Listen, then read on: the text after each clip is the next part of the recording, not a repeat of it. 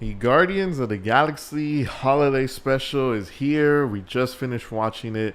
Welcome back to the channel, everybody. My name is Anthony Salic, and today we are here to finally cover I guess you would call it the epilogue of Phase 4, similar to how Far From Home was the epilogue of Phase 3.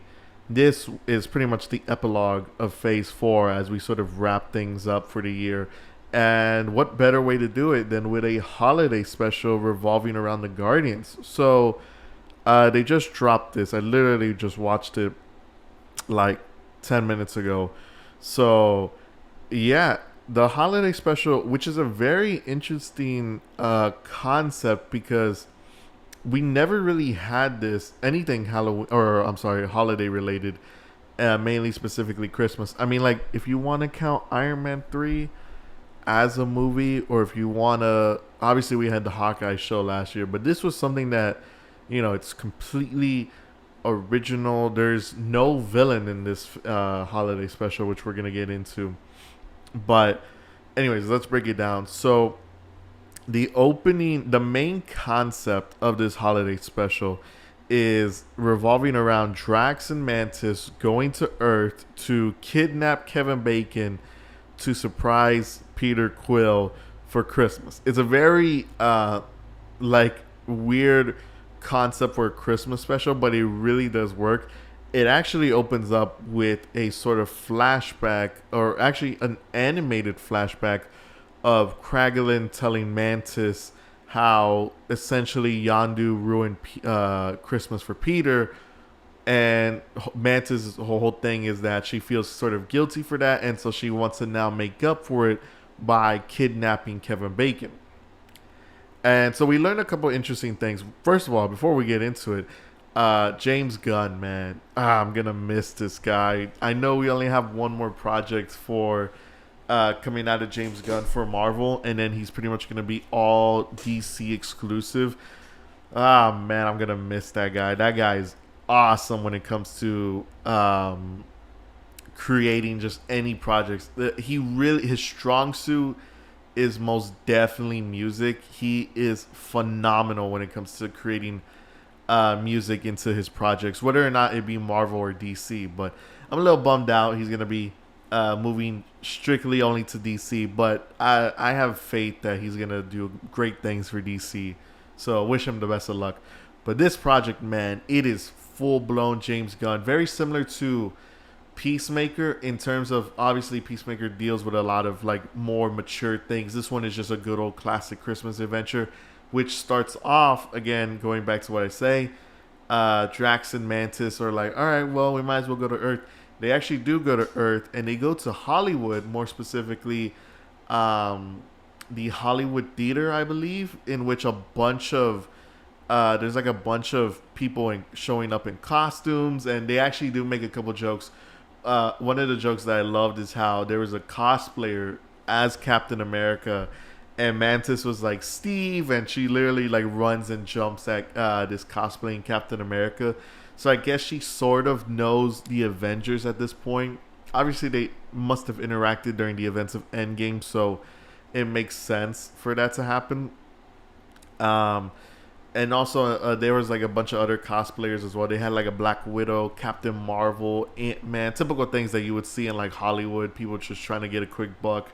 And then I love how there's another reference in which this family takes a picture with both Mantis and Drax, and then I believe the mom says something of like, "You took a picture with the God of War," which I believe that's a maybe something towards Drax, how he might look like Kratos. I just love the vibes and energy that they were giving around. So they pretty much end up making money from this. They go to a bar, they get drunk at the bar, and then again, this is very Mantis and Drax focus, which is a very, very good thing for me in all honesty, because when you think of the Guardians, obviously the biggest key players are like Quill, Gamora, Groot, and Rocket. And Nebula, Mantis, and Drax have sort of had that problem of being mainly the side characters, and those three specifically, because they always have like that shadow. They're in the shadow, right? And Nebula got her shine mainly through Endgame, and now we're getting to see Mantis and Drax getting their shine here before we go into the Volume 3. Which again, it's a very very good way to handle those characters, and because of something like Disney Plus, we're able to get a story based around them, and it's really really cool. I just love the way that they're giving pretty much all the other characters love before we get into Volume 3.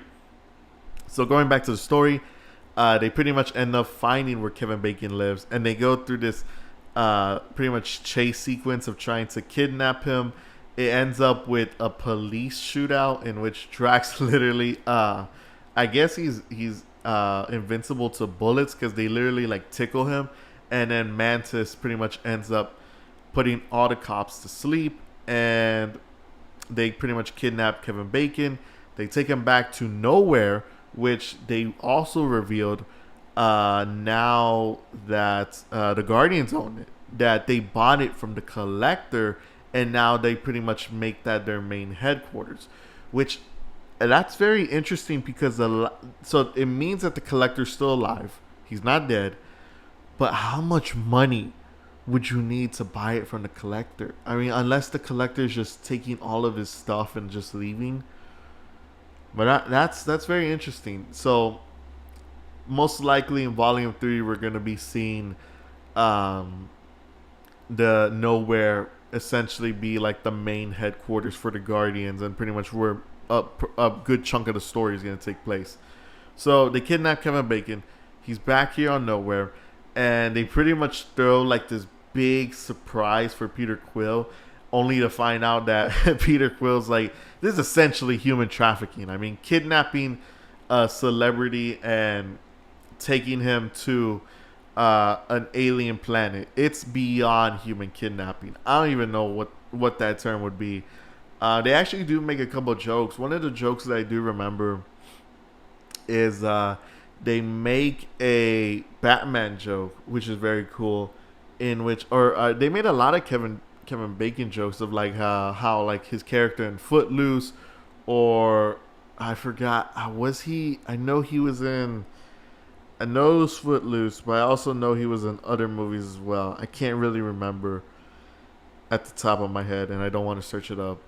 But they make like a bunch of jokes about like the other roles that he's done, and they should have done an X-Men joke because he was in First Class. That would have been something.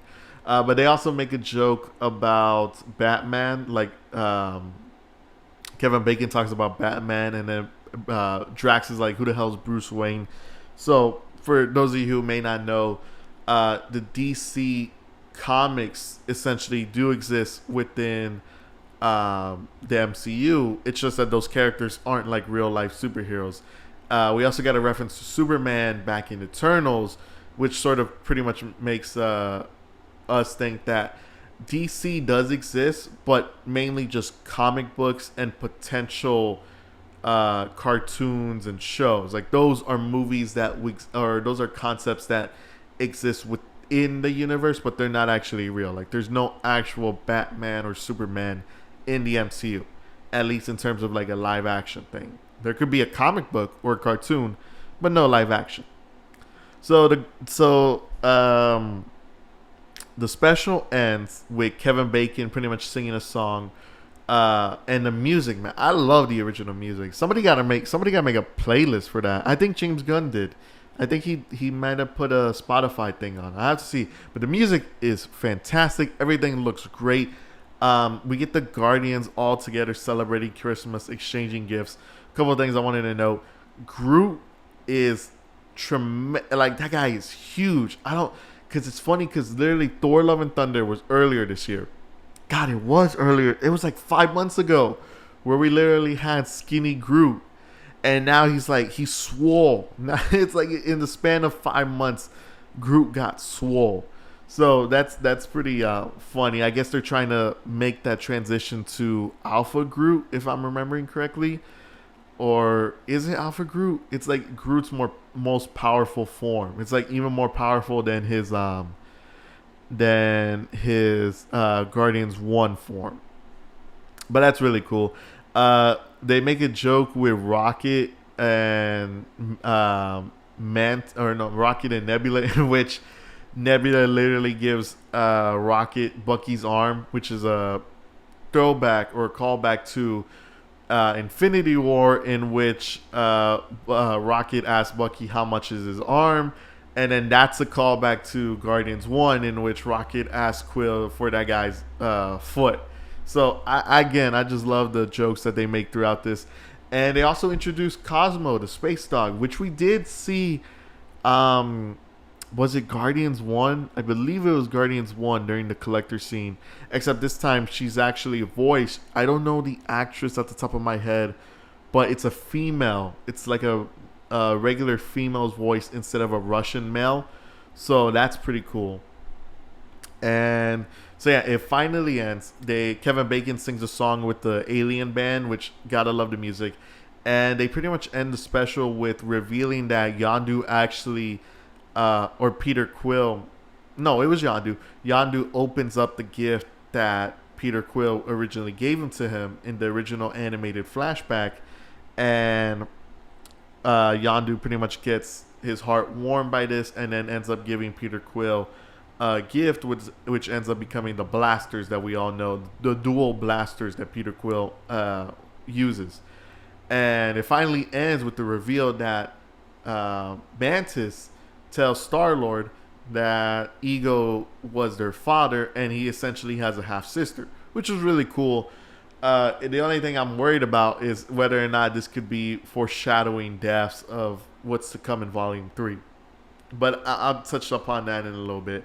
So, again, it finishes. There is a post-credit scene of them trying to make Groot into a Christmas tree, but he couldn't hold his arms for too long, so he pretty much ends up giving out.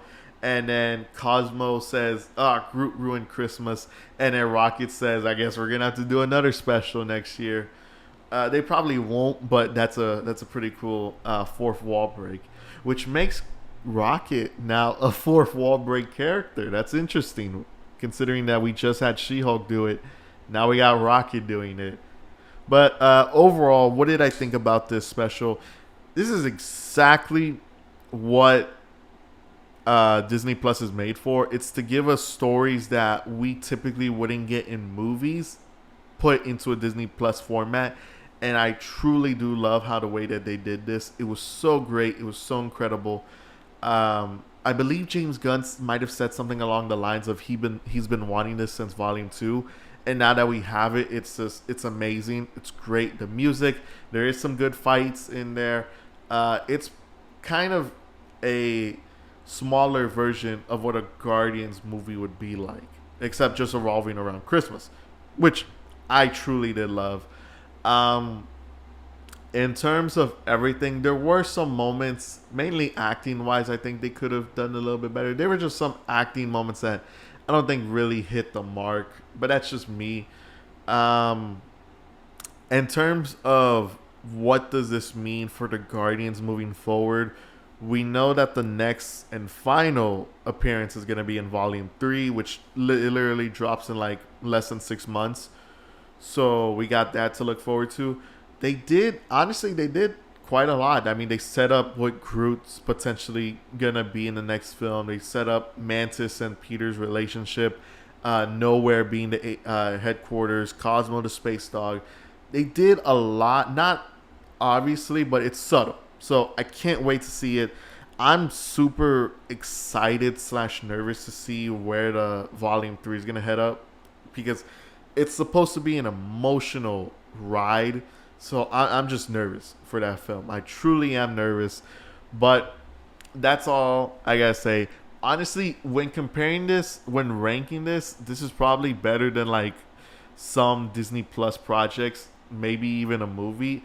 In terms of Werewolf by Night, between this and Werewolf by Night,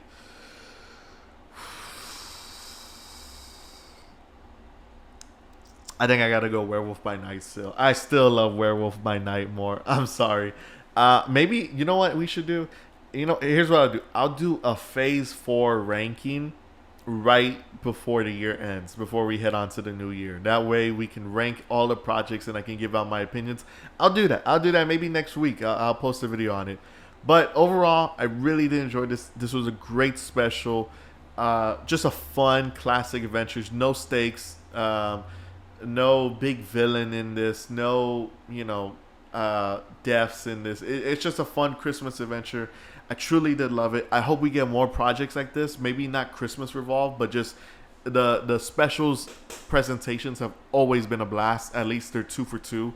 So I just want to see more, whether or not it's holiday related or not. I'm just down for it. Anyways, I truly did love this. My name is Anthony Salic. Be sure to hit that like, comment, and subscribe button. And I will see you all in phase 5 next year. Peace.